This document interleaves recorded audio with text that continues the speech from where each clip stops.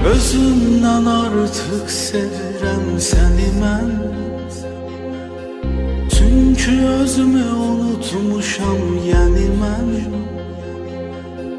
Sən olmadan qəm çəkərəm ürəyim. Mənə sənsiz çox çətindir mələyim. Sən olmadan qəm çəkərəm ürəyim. Mənə sənsiz çox çətindir mələyim. Səni hər gün düşünən biri var, o da mən, o da mən, o da mən. Ataram özümü sənin üçün ey yar, o da mən, o da mən, o da mən. Ölsəm də baxmaram heç vaxt gülüm, ya da mən, ya da mən, ya da mən. İki yol ayrıcındasan ya ölüm, ya da mən, ya da mən, ya da mən.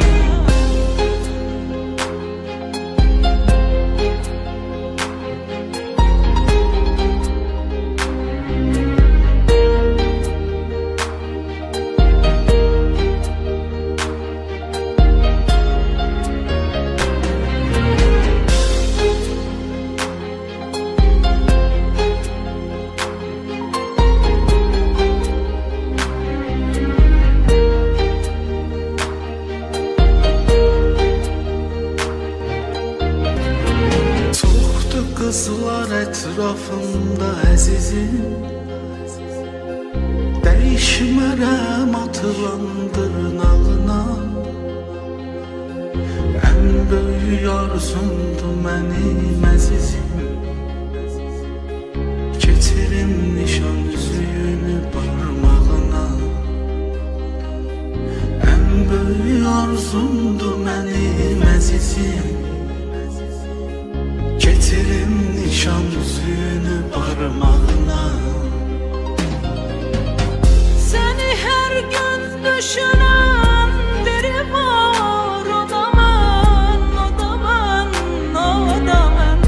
Ataram özümü sənin üçün ey yar, o da mən, o da mən, o da mən. Ölsəm də baxmaram heç vaxt gülüm, ya da mən, ya da mən, ya da mən. İki yol ayrıcındasan ya ölüm, ya da mən, ya da mən, ya da mən.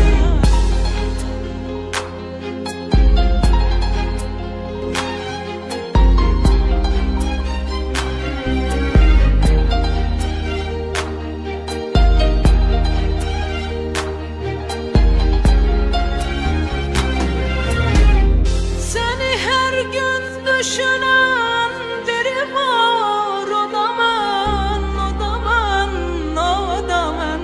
Ataram özümü sənin üçün ey yar, o da mən, o da mən, o da mən. Ölsəm də baxmaram heç vaxt gülüm, ya da mən, ya da mən, ya da mən. İki yol ayrıcındasan ya ölüm, ya da mən, ya da mən, ya da mən.